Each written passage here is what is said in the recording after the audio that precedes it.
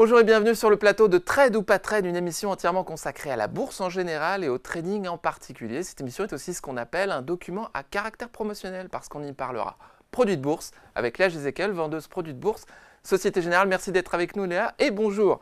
Nous avons autour de la table 3 invités, des experts de la bourse. Alors, pour commencer, Marc Daguer, responsable de TT Expert. Merci d'être avec nous Marc.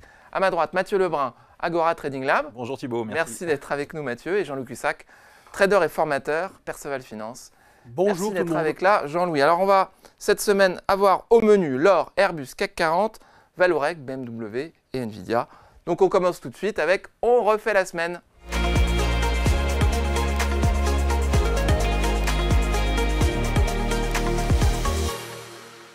On refait la semaine avec, pour commencer, Mathieu. Enchanté. Mathieu, vous allez nous parler de l'or. Enchanté Mathieu. Je crois qu'on s'est déjà dit bonjour il y a quelques instants. Effectivement, mais enchanté de commencer, c'était ça. Mais oui, on est ravis que vous commenciez également. Mathieu Lebrun, vous allez nous parler de l'or. Alors vous en parliez beaucoup avant. Effectivement. Vous avez attendu qu'elle monte et puis maintenant vous en reparlez, c'est ça? Depuis plusieurs mois, l'année dernière, c'est vrai que j'en ai pas mal parlé sur ce plateau. Donc comme vous le voyez là sur le graphique, on avait vraiment une grosse zone horizontale avec le rectangle bleuté, les petites flèches rouges, là c'est sur le graphique hebdomadaire qui s'affiche. Et ce que je mettais en lumière, moi ce qui m'intéressait d'un point de vue technique, c'est qu'on avait vraiment une réflexion, une consolidation qui se développait sous une grosse zone horizontale. 2100 à peu près. Ouais, autour des 2100, 2075, 2100. On avait eu une incursion en fin d'année 2023, début décembre 2023, qui s'était soldé par un nouvel échec et une mèche avec la petite flèche rouge sur la droite. Et depuis 2-3 mois, on avait des cours qui à nouveau consolidés sous cette résistance. Et là, on l'a vu depuis la fin février et surtout dans la première partie du mois de mars, on a eu une accélération. Et ça, c'est vraiment, en fait, si je mets en lumière ça, c'est que c'est vraiment quelque chose de moi qui marche assez bien. C'est-à-dire quand on a comme ça des zones de résistance, des zones de prix, surtout des zones horizontales qui sont très nettement définies, quand on dépasse ces seuils, ça va souvent assez vite. Et c'est exactement ce qu'on a vu là depuis une dizaine de jours sur l'or, avec des cours qui sont passés de 2040 à quasiment $2200 là au plus haut dernièrement. Attendez que les auditeurs comprennent bien. Vous étiez positionné sur cette valeur? Alors, j'avais eu des calls en call, non pas directement, en toute franchise, j'avais pas de call. Alors ce qui est dommage, c'est toujours pareil, c'est que j'en avais eu pas mal en fait l'année dernière à plusieurs reprises, notamment en fin d'année, je m'attendais à ce que le breakout se fasse, le franchissement de cette résistance se fasse, notamment sur décembre, et ça avait échoué. Et du coup, j'avais repris mes billes parce qu'il n'y avait pas eu les confirmations. J'avais pas de dérivés précisément sur l'or. Après, dans le service, on a pas mal de minières, donc des choses qui répliquent et qui profitent indirectement de l'or. Mais c'est vrai que dans le côté pédagogique, là aussi, c'est quelque chose qui est à mon avis important. On va le voir sur l'autre exemple, sur Vallourec tout à l'heure, mais c'est quand c'est vraiment en fait moi, quand je recommande des turbos, quand je suis en position sur des turbos, c'est que j'ai une conjonction d'éléments à la fois techniques, graphiques, comme ça peut être le cas sur l'or, et un scénario fondamental en termes de news flow. Alors ça peut être le news flow corporate, ce que j'appelle news flow corporate sur les sociétés comme on va le voir sur Vallourec, ou une histoire entre guillemets macroéconomique. Et c'était le cas l'année dernière par rapport à la corrélation entre l'or et les T-notes, donc les obligations américaines. Que vous aviez perdu là récemment. Et du coup que j'avais moins, en fait, il me manquait là depuis un mois cette confirmation sur le T-note, notamment sur la partie obligataire américaine, pour recommander des calls. Et le fait est que du coup l'or n'a pas attendu, entre guillemets, la confirmation sur l'obligataire pour y aller, j'ai envie de dire, et pour dépasser cette résistance, mais comme quoi en fait ça montre surtout bien que en fait dans la partie, enfin en bourse il y a le côté news, etc. et il y a aussi le côté marché, timing, et il y a des fois comme on le voit sur l'or ou comme on va le voir par exemple sur Vallourec qu'on va évoquer, le marché anticipe et entre guillemets ça sert pas forcément à grand chose d'attendre la validation, et parce que je dis ça rétroactivement, effectivement vu la tendance j'aurais préféré avoir des calls ouverts, ce qui n'était pas. C'est pour ça qu'un certain nombre de traders refusent de regarder l'ensemble, enfin le news flow, se concentrent uniquement sur la configuration technique pour ne pas être perturbé. Je pense que Marc aura des éléments. Moi je veux bien dire quelque chose. Dites-le. Alors ce qu'on voit très souvent, mais alors quasiment 9 fois sur 10, c'est que quand on a des zones de résistance très fortes, ou même de support, les cassures se font avec une vitesse vraiment, et avec une amplitude aussi.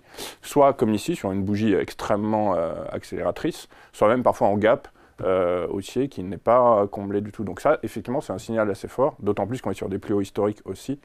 Et je ne vois pas maintenant l'or rebaisser rapidement du tout. Pour continuer, pour terminer sur l'or, est-ce qu'en regardant uniquement le graphique là, on pouvait repérer quelque chose juste avant le dépassement des 2100? Non, là on ne pouvait pas. Non. En plus la dernière mèche qu'il y avait eu a formé au début ce qu'on appelle un spike, c'est-à-dire une accélération et une diminution dans la même période.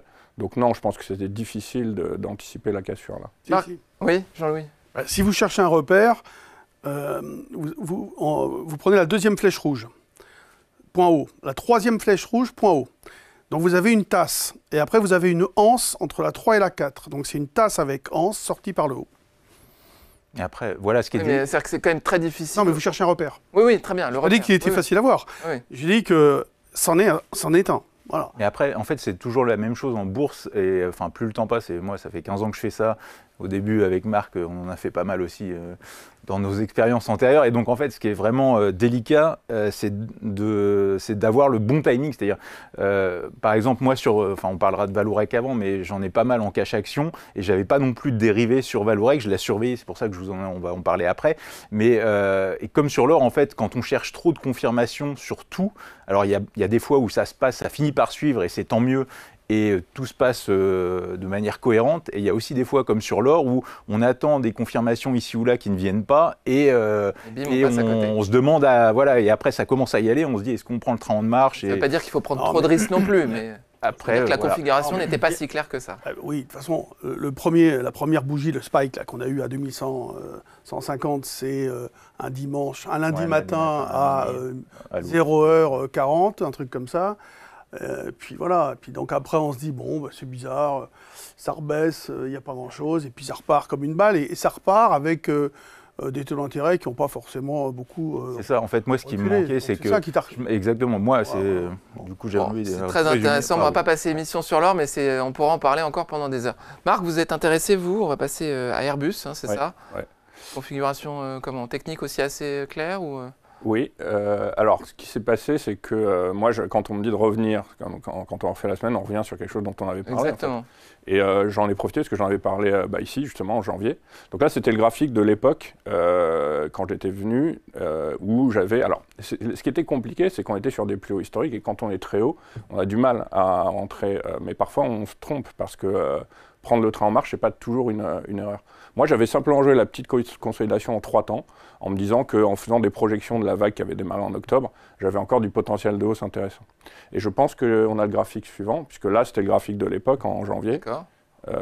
Voilà, donc non, c'était avant. Voilà, donc là, c'est le graphique qu'il y a eu aujourd'hui. Enfin hier plus exactement. Donc vous anticipiez un rebond jusqu'au 152 et on l'a dépassé. On l'a atteint, et puis après un petit drawdown logique de consolidation, on est reparti en direction du deuxième objectif. Vous êtes encore positionné ou Non, on est sorti parce que quand on arrive sur le premier objectif en fait, on n'a pas attendu le drawdown. Quand on arrive à 50-60% sur un produit dérivé, on n'a pas envie de prendre le risque de repasser comme c'est des produits, attention justement, qui peuvent perdre 20-30% très vite. On préfère consolider, c'est ce qu'on a fait. Très intéressant. Jean-Louis, le CAC 40, notre point... Oui, c'est un point de marché. On est dans une situation de petite bulle, mais qui n'est pas près d'éclater en fait. Si vous voulez, la construction des marchés reste très saine. On ne peut même pas dire qu'il y a de la complaisance. D'ailleurs, je pense qu'il y a aussi des vendeurs à découvert. Alors là, ce mercredi matin, puisqu'on est mercredi, il y a eu à 8h et quelques d'ailleurs, sur le futur CAC 40, une accélération avec des rachats de short certainement. Je pense qu'il y a eu 500 lots qui ont été rachetés short. Avant l'ouverture du spot? Avant l'ouverture du CAC 40, lundi? Tout à fait. Et là, vraiment, c'était caractéristique d'un vendeur à découvert qui a sauté. D'accord. Donc on risque d'avoir ce genre de choses. On est resté sous les 8000 pendant plusieurs jours. C'était incroyable. Et le jour où on décolle, je crois que c'est le 10e séance, on part à la baisse le matin et on remonte dans la journée, on accélère à 14h30 avec la statistique. De toute façon, toutes les stats, elles sont bien prises. De toute façon, on y voit toujours quelque chose de bien, encore avec le CPI. Oui, il n'est pas bon, mais il est moins pire qu'attendu. Non, il est pas moins pire qu'attendu. Il est moins pire que certains craignaient. Mais c'est comme ça. Les marchés, là, il y a vraiment... zéro vendeur, les volumes restent modérés, hein, bien sûr. L'alerte, si jamais on avait un retracement, l'alerte apparaîtrait évidemment très loin. Là, je vous ai proposé, par exemple, un retracement de 4%. Normalement, si vous voulez, dans des tendances de fond haussières avec des respirations, mais là, il n'y en a pas. C'est 3%, 3,5%, on va dire, entre 3 et 3,5%. C'est assez précis. Si on regarde comme ça dans les tendances de fond, c'est vraiment ce qu'on observe assez souvent. Là, par exemple, on pourrait imaginer un retracement donc, de 4%, et encore maintenant, il faut mettre un cran dessus, parce que le marché a accéléré, puisque ce graphique date de mardi matin. Voilà, on est au-dessus de 8100.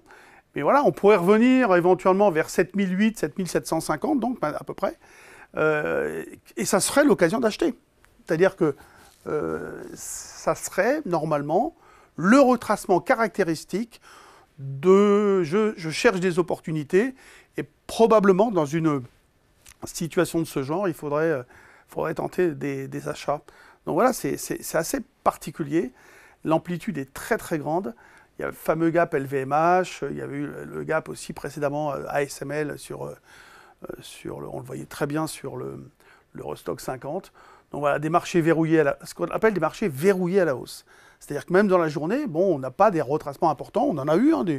Alors on en a, donc c'est pas si mal que ça, on arrive à acheter.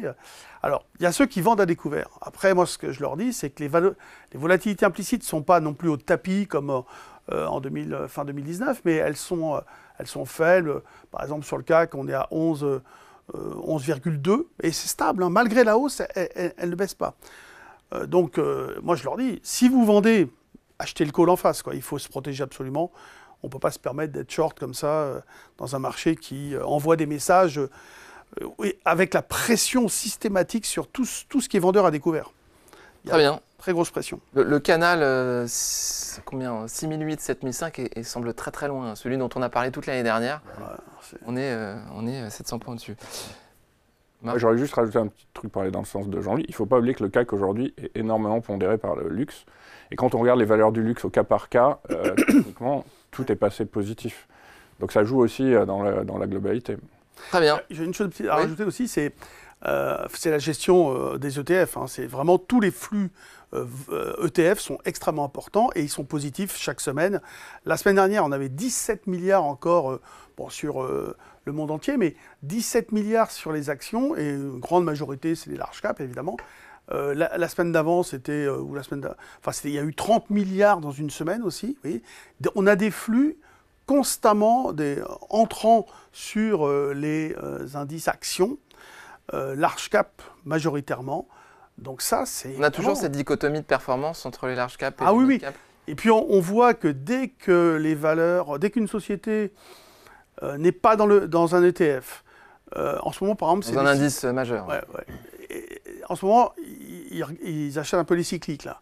Bon, avec des valeurs aussi à fort rendement, par exemple. Mais dès qu'on est en dehors du spectre d'un intérêt fort, entre guillemets, d'un intérêt de contrainte avec les ETF,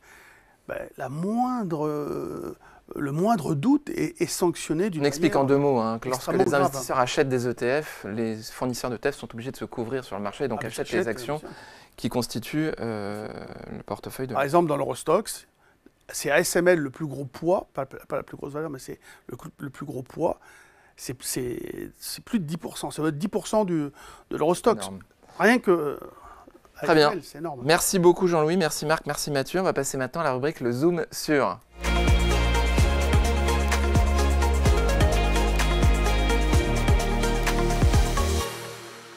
Le Zoom sur avec Léa Jézéquel, vendeuse produits de bourse Société Générale, qui va nous parler d'une fonctionnalité du site internet SG Bourse, le portefeuille virtuel. Oui, effectivement, puisque je le rappelle, les produits de bourse sont des produits qui sont destinés à un public d'investisseurs avertis. Donc quoi de mieux quand on est néophyte que de tester avant de commencer en vrai, et c'est ce à quoi bien sûr sert le portefeuille virtuel. Donc quand vous êtes sur le site sgbourse.fr et que vous voyez un produit qui vous intéresse, vous pouvez le sélectionner pour le mettre dans ce qu'on appelle le portefeuille virtuel. Donc il suffit de vous créer un compte client, ça va très vite, c'est juste un email et un mot de passe. Aucun engagement. Aucun engagement, aucune coordonnée bancaire, quoi que ce soit.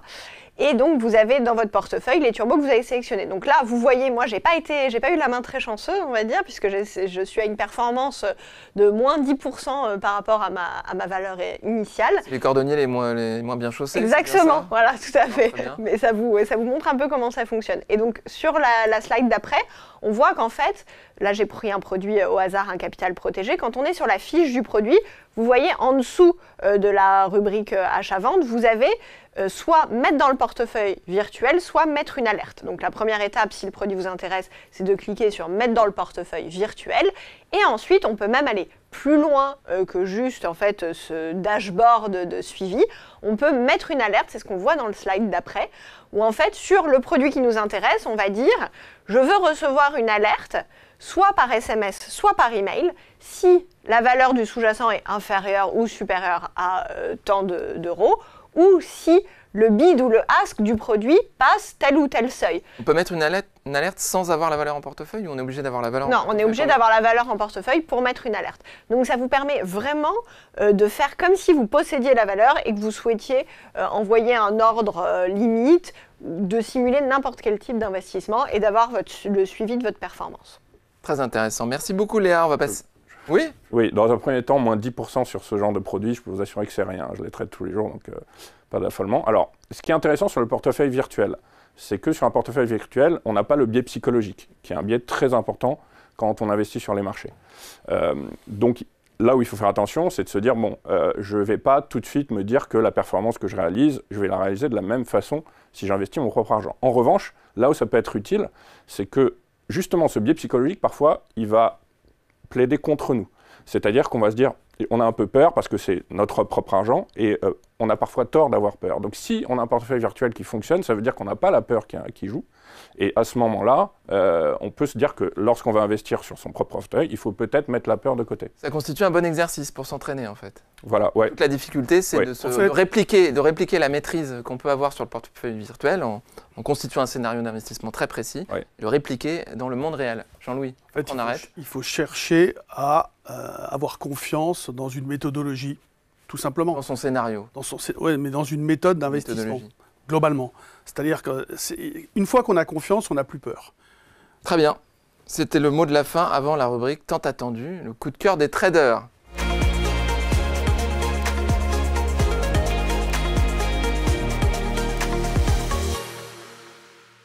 Le coup de cœur des traders, vous connaissez le principe de cette rubrique tant attendue. Les 3 traders assis autour de la table disposent de 60 secondes chacun leur tour pour convaincre les 2 autres pour déterminer s'il y a trade ou pas trade. Ils l'affirmeront avec leur petite pancarte, leur petite raquette de ping-pong rouge ou verte. Alors on va commencer avec Mathieu Lebrun, Agora Trading Lab, qui va nous parler de Valorec. Est-ce que vous êtes prêt, Mathieu? On y va, j'attends. Vous êtes sûr? Ouais. Ok, moi j'étais pas prêt, maintenant je suis prêt. 3, 2, 1, c'est parti. Donc Valorec, bon, je pense que tout le monde connaît un peu la société. Ce que j'ai apprécié dans la société, c'est qu'on avait eu une bonne publication en février, c'était le premier point intéressant. On avait un news flow sectoriel, ce que j'ai évoqué tout à l'heure, enfin le news flow corporate, donc ça peut être sur la société en elle-même ou sur le secteur, avec l'italien Tenaris, c'est un peu l'homologue italien de Valorec, qui avait publié lui aussi des bons chiffres. Donc on avait comme ça une conjonction d'éléments avec un pétrole qui se tient à peu près bien, qui me plaisait assez bien, et surtout d'un point de vue graphique, là c'est ce qu'on voit avec le graphique hebdomadaire, c'est qu'on a juste au-dessus une grosse zone de résistance, un peu comme ce qu'on voyait tout à l'heure sur l'or, autour des 14,50, 15 €, et moi dans ce genre de structure, ce que j'aime bien, c'est que quand on dépasse ces niveaux, ça va souvent vite. Et donc ce matin même, on a appris que Arcelor reprenait les 28% d'Apollo dans Valorec. Valorec qui ouvrait sur au-dessus de cette résistance sur les 16 € directement. Donc ça montre bien que quand on dépasse ces seuils, ça va souvent vite. Et comme à l'image de l'or, Valorec n'infirme pas cette... n'infirme pas cette on en restera là. Voilà. Merci beaucoup Mathieu. Alors Jean-Louis, Marc, qu'est-ce que vous en pensez? Trade ou pas trade? Go pour Jean-Louis. Alors, ouais, bon. Marc, vous êtes... Ouais, je ferai la nuance en expliquant tout à l'heure. Bon, alors Jean-Louis. C'est une valeur que j'avais recommandée à 10, en disant c'est un peu comme une option, c'est-à-dire ça peut vraiment...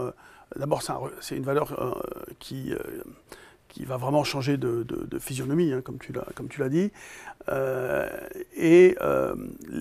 Autant les avis étaient négatifs, il y avait vraiment autour de Vallourec vraiment un sentiment de catastrophe. Star déchu. Star, c'est longtemps, mais il fallait du lourd pour renverser cette image, cette perte de confiance. Et il y a eu en effet une série d'annonces, de chiffres, etc. Alors là, tu dis qu'elle vaut 16 là actuellement, c'est ça?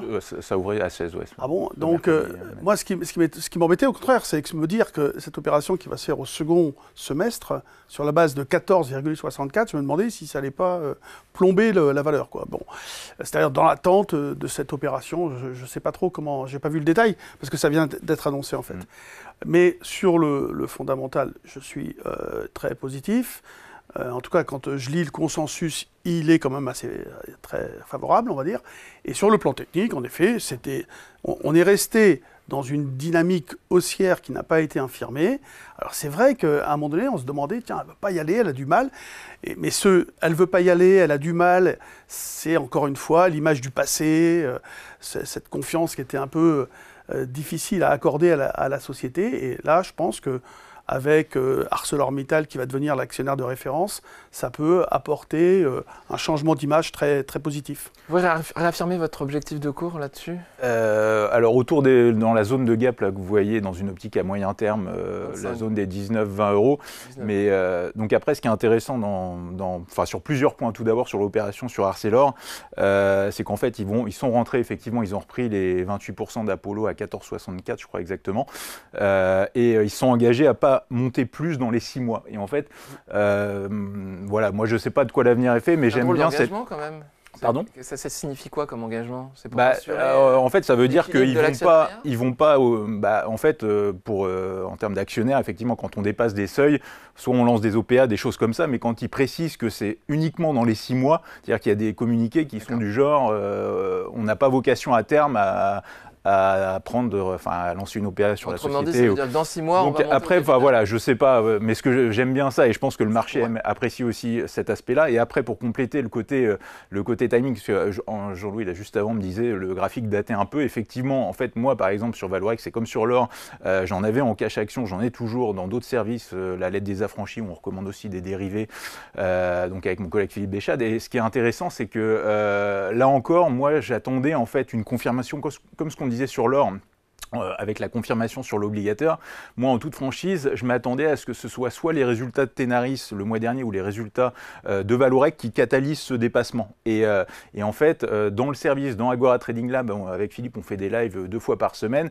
Et donc lundi, avant-hier précisément, moi, ce que je disais, c'est que c'était une des valeurs que j'avais dans ma watchlist. Maintenant, parce que je m'attendais à ce que ça accélère en franchissement de ce seuil, mais donc il y a 48 heures, j'ai expliqué à mes clients que je n'avais pas de boule de cristal pour connaître le pourquoi du comment, quel serait le catalyseur. Et comme souvent, comme sur l'or qui a pris 100 $ sans que l'obligataire ne confirme vraiment plus que ça, on a Vallourec sur une news sur Arcelor qui du coup prend plus de 10% là, depuis la fin février. Un petit bémol avec toutes ces louanges là. Oui, il y a juste un bémol.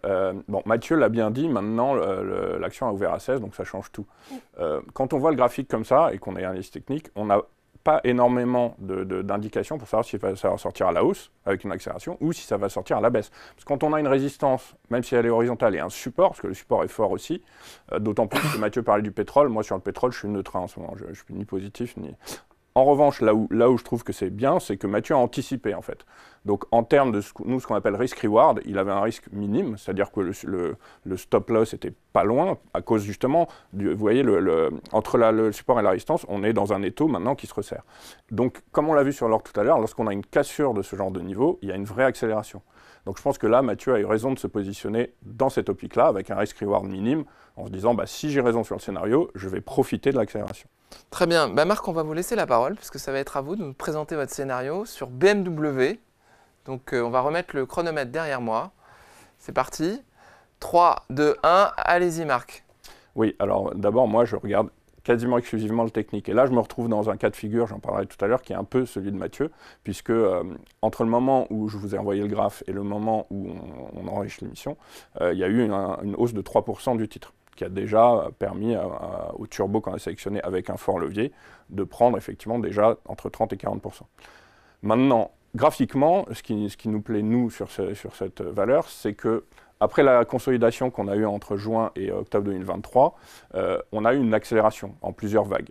Malgré les fortes consolidations, le titre tient toujours. Alors certes, on fait toujours un peu attention à la résistance qui correspond au plus haut historique, là pour le coup, de juin 2023, sur lesquels on est en train de revenir. Mais comme vous le savez, et comme Léa le dit souvent, ce genre de produits peuvent prendre beaucoup en peu de temps. C'est une des raisons pour lesquelles on peut se positionner dessus. Et là, c'était le cas. Donc même si on allait juste sur les plus hauts, on pouvait déjà espérer être autour de 50% de gain sur le produit, puisque nous... Merci. Voilà. Bon, parce que nous, on ne saura pas, on le saura tout à l'heure. Jean-Louis, Mathieu, dites-moi tout. Je suis un peu comme Marc, moi, tout à l'heure. Tout le monde est d'accord, ce sont des beaux scénarios qui font consensus. Alors Jean-Louis, dites-moi. Oui, non, mais de toute façon, le secteur a été bien acheté. Les sous-traitants, par contre, on avait parlé de Forvia il y a quelques temps, eux, ils restent massacrés, hein, parce que vraiment... bah oui, parce que valeur moyenne ou parce que... Non, parce que simplement, ils dépendent trop du constructeur automobile qui impose un peu ses prix. Enfin, vous voyez, ils ont une difficulté à imposer des prix. Alors, la BMW va annoncer ses chiffres, je crois, je crois que c'est le 21 mars, ou le 20 mars, et puis il y a une conférence, en tout cas, le jeudi 21. Donc peut-être que, en effet, d'ici là, il va y avoir toujours une anticipation un peu positive. Donc c'est pour ça que c'est toujours assez dangereux la publication des résultats. On a souvent des mouvements qui préparent cette publication. Ouais. Alors qu'est-ce que vous en pensez? Il faut garder jusqu'à... En ce moment, si vous voulez, on cherche des carottes quelque part. Tout le temps. Les marchés sont dans le rêve, dans l'espoir. Stratégie de la carotte, donc. Oui. Et donc là, oui, non, mais avec les taux d'intérêt, par exemple, il y a à quasiment 100%, tout le monde se dit que les taux vont baisser en juin. Ouais. N'empêche qu'à chaque fois qu'on va baisser sur les indices ou sur une valeur, on va se dire « Ah oui, mais il n'y a rien de dramatique parce qu'on va baisser les taux en juin. » Alors là, on est au mois de mars, après on sera au mois d'avril, ce sera encore plus près, après au mois de mai, ce sera le mois prochain, enfin vous voyez. Donc on va rester comme ça, on risque, à toute chose égale par ailleurs, bien sûr, sur le plan géopolitique et autres, mais on risque de rester comme ça dans cet espoir, de se raccrocher à l'idée qu'on va annoncer une bonne chose. Donc on n'attend pas de toute façon de mauvaises surprises chez BMW. Donc, en effet, ça peut, dans un marché qui reste verrouillé à la hausse, ça peut se poursuivre sur la valeur, bien évidemment. Merci Jean-Louis. Mathieu? Alors moi, plutôt oui, parce que j'aime... Plutôt, mais c'est un peu... Plutôt, voilà, avec quelques réserves que je vais compléter, effectivement. J'aime assez bien, là, comme disait Marc, du coup, je crois qu'on est au-dessus des 110 € actuellement.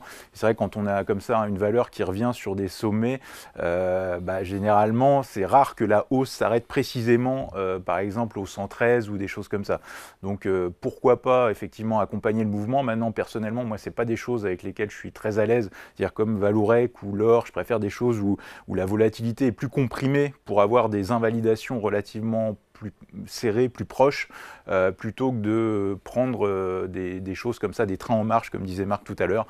Donc voilà, un biais haussier, mais que personnellement, sur lequel je ne rentrerai pas là, à la mi-mars. Très bien, merci beaucoup Mathieu. On va passer à Jean-Louis qui va nous parler de... Ah, pardon. Ouais, j'ai pas eu mon droit de réponse. Oui, votre droit de réponse, je suis désolé. Allez-y. Marc, allez-y. Alors oui, bon, je connais très bien Mathieu et je vois ce qu'il veut dire. Je veux revenir sur deux choses. Ce qu'a dit Jean-Louis est très juste.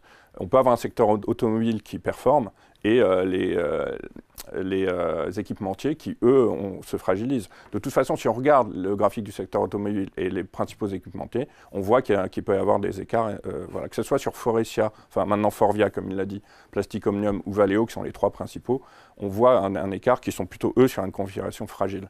Et sur les publications de résultats, vous avez dit c'est dangereux. Il ne faut pas oublier, là je rappelle juste, je suis d'accord avec Jean-Louis, mais dans les publications de résultats, on va pricer, ce qu'on appelle pricer le consensus, pas les résultats. C'est-à-dire que si on attend des résultats très bons et qui sont quand même bons, la valeur peut baisser. Et inversement, si on attend des résultats extrêmement mauvais et qui sont juste mauvais, la valeur peut également monter, en tout cas sur une journée. En sens attendu, il y a aussi l'effet de surprise. Ah oui, il y a toujours l'effet de surprise. Ça, on ne peut jamais se mettre à l'abri. Après, il y a les prévisions. Oui, bien sûr. Mais c'est ça, justement. Donc, beaucoup d'éléments à analyser avant de se positionner sur les résultats. Pardonnez-moi. Jean-Louis, vous allez nous parler de NVIDIA. On va mettre le chronomètre en route. NVIDIA, vous avez choisi un la grande vedette de la bourse depuis maintenant 12 mois. On va en parler. C'est parti, 3, 2, 1. Allez-y, Jean-Louis. Un petit peu comme une provocation, la valeur a progressé d'une manière incroyable. Donc ça, c'est un zoom arrière, vous voyez, pour voir cette progression de 800%. Et on peut passer donc à l'image numéro 2, où là, on a un zoom un petit peu sur la situation actuelle. Sur le plan purement technique, il y a ce qu'on appelle un avalement baissier qui est vraiment une figure baissière. Donc moi, si vous voulez, là, on short, on vend à découvert NVIDIA. Donc c'est pour ça que c'est un peu, entre guillemets, gonflé. Et d'ailleurs, bon, elle a baissé le lendemain, c'est validé. Et hier, elle a repris jusqu'à 9% par rapport au plus bas. Elle avait perdu, je ne sais plus combien, de 13,8. C'est une valeur extrêmement volatile. Donc, c'est sûr qu'on en discutera un petit peu après les votes, mais voilà, il y a une situation sur le plan technique de short avec tout ce que ça comporte comme risque. Merci Jean-Louis. Alors, messieurs, Marc et Mathieu, nous avons... Ah, je suis très très surpris. J'allais dire, Jean-Louis, vous êtes peut-être le seul trader sur la place de Paris à être négatif sur NVIDIA. Eh bien, je me trompe, ils sont 3. Allez-y. C'est pour ça que ça monte. Alors oui, alors là, je vous rejoins tout à fait. NVIDIA est une valeur qui a un biais haussier qui est vraiment phénoménal. Vous l'avez dit, c'est la star qui a même tiré le Nasdaq parfois vers le haut, parce que quand on regarde Apple ou alors les autres grandes majeures de la tech, elles ne se comportent pas aussi bien. Maintenant, là où je vais... Alors, c'est toujours difficile de trancher vraiment sur un oui ou non.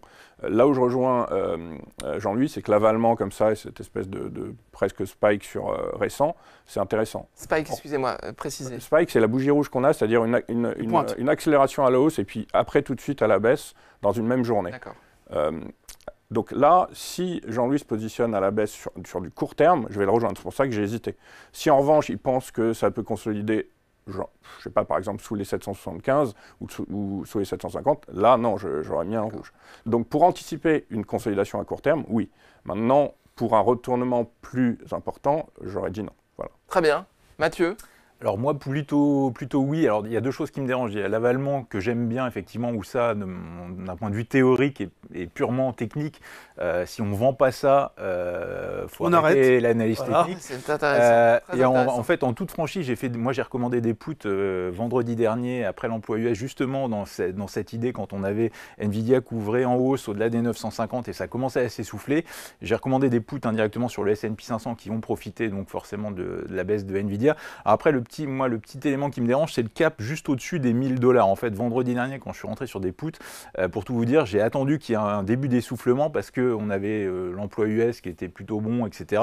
Et donc, je me demandais, est-ce que, vu qu'on venait de prendre 20% en 5 jours en ligne droite, on n'allait pas en prendre 5 ou 7 de plus pour aller chercher ce caperon des 1000 $. Donc après, moi, c'est juste la proximité de ce seuil rond des 1000 $ juste au-dessus qui me fait un peu peur. Mais c'est vrai que, étant donné l'avalement, d'un point de vue purement et strictement analyse technique, analyse graphique, c'est vraiment des choses qu'on trouve sur des sommets de marché, en l'occurrence sur NVIDIA ici, quoi.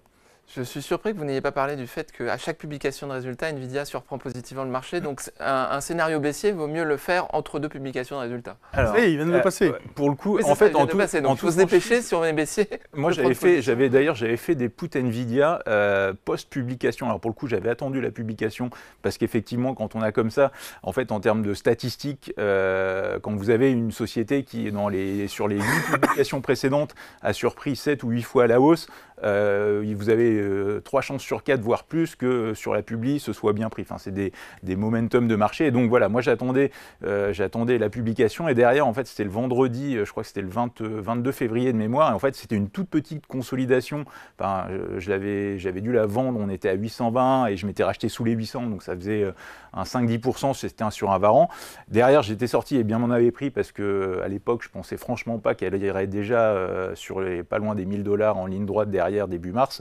Mais donc effectivement, oui, pour les publications, attention et surtout après dans le pricing des produits là aussi, alors c'est peut-être un autre élément, mais en gros, quand on est sur des publications, que ce soit sur Vallourec, Nvidia ou autre, le pricing des produits fait que il y a... Parler des parents plus particulièrement. Notamment sur les parents, c'est que la volatilité implicite augmente. Voilà, et puis après la publication, ça descend. Parce on sait qu'il y a statistiquement... Ça serait intéressant de regarder si on a eu une respiration du cours de Nvidia quelques temps après les publications. Il faudrait qu'on fasse une petite analyse.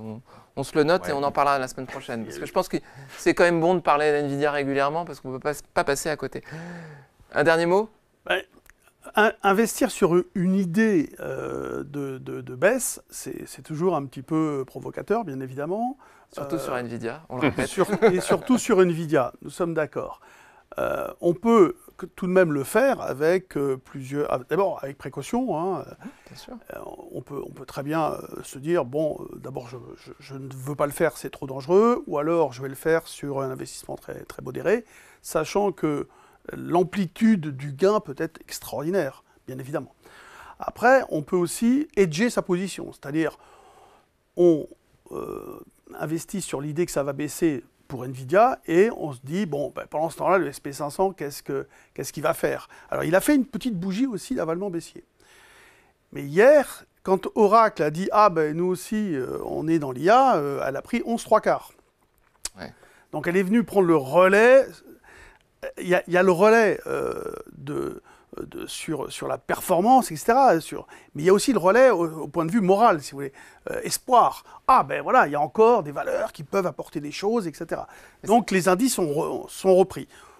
L'avalement baissier, que ce soit sur Nvidia ou sur l'indice Standard & Poor's, n'est pas infirmé. Mais c'est vrai que c'est pas là, dans les mois qui viennent, on va avoir un certain nombre de publications d'entreprises qui vont tous nous dire qu'ils sont dans l'IA. Un peu comme en 99 ou 2000, où tout le monde disait on était sur Internet, vous vous souvenez du slogan de France Télécom, bienvenue dans la vie.com. À l'époque, c'était en 2000. Et ça finit tout ça par créer quelques déceptions c'est pas pareil, au portefeuille des investisseurs. On va voir. Je ne le souhaite pas, évidemment. Alors, merci messieurs pour ce coup de cœur des traders, très très intéressant. Maintenant, on va passer à la rubrique « À vos marques ».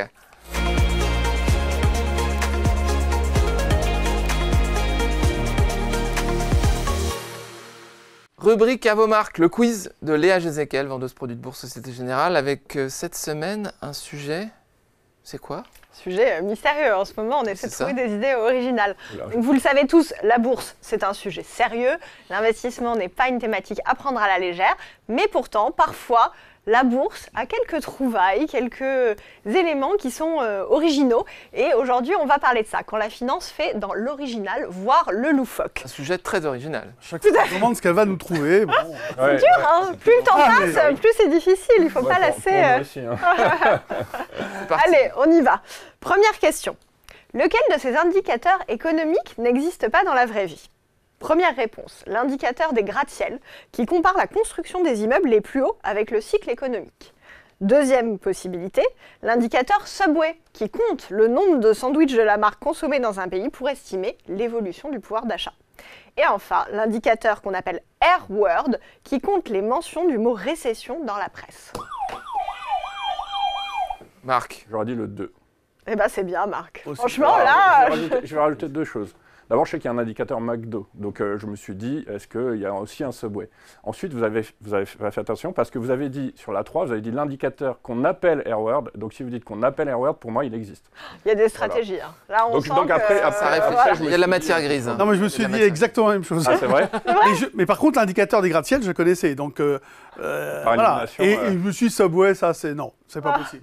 Non, effectivement, alors que pourtant, il y a un indice McDo, donc ça aurait été... moi, j'aurais su. C'est pour ça que moi, j'ai dit... je connaissais pas le gratte-ciel en toute franchise, j'aurais dit le 1. Je pensais effectivement le Subway, comme il y a McDo, ça me semblait pas impossible.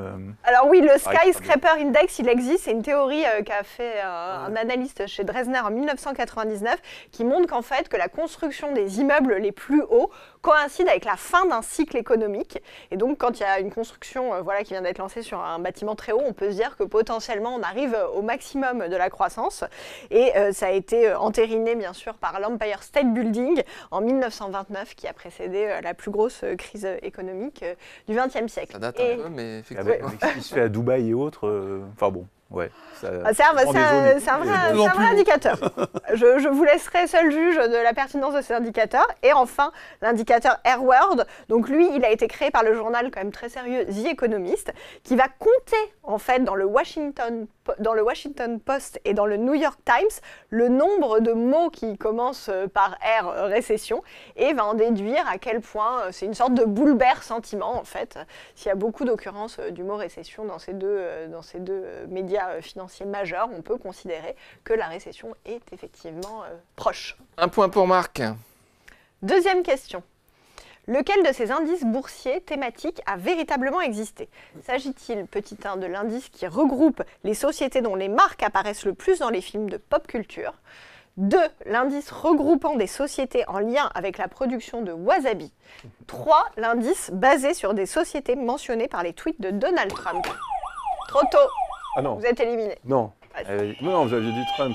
Je vais prendre le 3 aussi. Ouais. Ah oui, c'est ça. Ouais, c'est le 3, effectivement.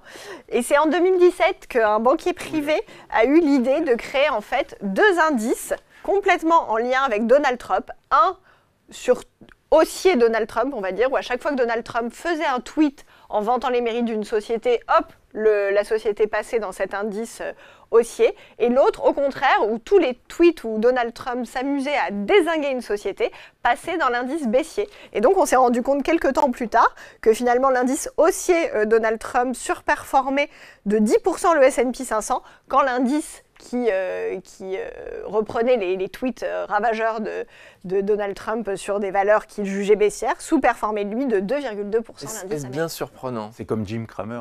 Ça me fait penser à Jim Cramer sur CNBC parce que il est suivi parce que dès qu'il sort quelque chose, c'est vraiment. Il y a toujours une meute qui suit. C'est surtout que c'est vraiment, il se passe l'inverse en fait 3 fois sur 4. Donc. Moi je veux juste saluer l'imagination où j'ai le travail de Léa parce que les fausses réponses en fait inventées donc du coup sont quand même pas mal. Alors c'est un travail de groupe, je ne suis pas seule productrice du quiz. Justement. Un point pour Mathieu, un point pour Marc. Ce jour-là, ils sont allés au restaurant, le wasabi lui a piqué la bouche, ils se sont dit... Alors, troisième question. Lequel de ces noms de tickers de valeur n'existe pas? Je rappelle juste, un ticker, c'est le nom court pour désigner la valeur sur les logiciels professionnels comme Bloomberg ou Reuters. Alors, on a Boom pour la société d'explosifs DMC Global, Woof pour l'animalerie Petco Wealth and Wellness, ou Cool pour Six Flags Entertainment Corporation, qui est une entreprise de parcs à thème régionaux. Lancez-vous. Allez, je vais dire Cool. C'est bien Mathieu, je suis assez surprise parce que honnêtement ce quiz il est quand même pas évident, il y a une partie de chance et vous trouvez à chaque fois la bonne réponse. Et oui, alors Cool c'est un nom de ticker qui est vraiment inventé de toutes pièces, pourtant ça aurait pas mal marché avec la thématique des parcs à thème, mais non. DMC Global par contre effectivement s'appelle bien Boom, donc DMC Global je rappelle c'est une société qui est spécialisée dans les produits explosifs perforant, donc ça va énormément servir dans l'industrie pétrolière en fait, pour la mine. Voilà, pour extraire les minerais, d'où le boom forcément, c'est le bruit. Et l'animalerie Petco and Wellness, oui, lui a choisi ce woof qui signifie waf en français pour l'aboiement du chien. Donc c'est intéressant, c'est que, en fait, ce sont les sociétés qui choisissent le titre. Voilà, tout à fait. Ils ont la possibilité de choisir parmi ce qui est disponible, bien entendu. Donc ils ne veulent pas se prendre au sérieux. 2 points pour Mathieu. Voilà. 1 point pour Marc, 0 pour Jean-Louis. Jean-Louis va nous rattraper ça. Je le sens. Alors, 4e question. Laquelle de ces actions ne porte pas le nom d'une personne qui a réellement existé? S'agit-il de l'action Rémy Cointreau, de l'action AP Moller-Maersk ou de l'action John Wood? Ah non, on ne dit pas que c'est trop. À côté. Jean-Louis. John Wood. Non. Alors c'est Moller. C'est Moller. Moller, ouais. Merci. Rémy, c'est quoi parce que... La deuxième. Non mais il y a un I, c'est le prénom, l'action Rémy Cointreau, il n'y a pas Y? Oui, c'est un Y, oui. Et je me suis dit, est-ce qu'il y a des pièges dans l'idée du deux noms de famille? Après, deux noms de famille. C'est un Y, mais... Non, alors bon, cette réponse n'ira à personne. Alors il y a peut-être effectivement une faute de frappe. C'est Rémy Cointreau, donc personne ne l'a dit. Oui, effectivement, puisque ça ne tire pas son nom d'une personne réelle. C'est la famille Rémy avec un Y, qui produit la liqueur française de Cointreau. Oui. Donc ce n'est donc pas le nom d'une personne, contrairement au premier transporteur maritime mondial, A.P. Moller, qui tire son nom du capitaine Peter Maersk Moller, vous me pardonnerez l'accent, et John Wood, qui est la société de pêche écossaise, qui vient vraiment... Messieurs, on vous a piégé. Je félicite Léa. Surtout le i, vous êtes tombé dedans tout droit. 0 point pour vous. 5e question. Allez, la dernière. Lequel de ces surnoms de devises n'existe pas? Le ninja, le kiwi ou la Bertha? Le ninja. Ouais, je dis la 3, moi. Attendez. Bravo Mathieu, c'est vous, c'est pour vous. La Bertha n'existe pas. Non. Le symbole emblématique de l'Australie est le kiwi. Ça a donc été naturellement repris pour la paire de devises USD dollar américain versus dollar néo-zélandais, quand le ninja, fameux guerrier du pays du soleil levant, a été repris pour la paire USD JPY yen. Donc c'est la Bertha. Merci beaucoup. Qui a gagné? Mathieu. C'est Mathieu. Comme quoi la place. 3 points, hein. Bravo. Bravo. Ah ouais, là, Par écrasante sur vos... 2 points. Sur vos collègues. Non, 3 points. Non, je crois que c'est 2. 3 points. J'ai jamais eu autant de 1 point pour réponses. vous, 3 points pour Mathieu, 0 pour Jean-Louis. Écoutez, excusez-moi. Oui. Vous remettez beaucoup en cause. Oui, tout le temps. leadership de cette Tout le temps, j'aime bien. Vous avez raison. Vous avez raison. Merci messieurs. Merci Jean-Louis, merci Mathieu, merci Marc, merci Léa. Et à la prochaine fois.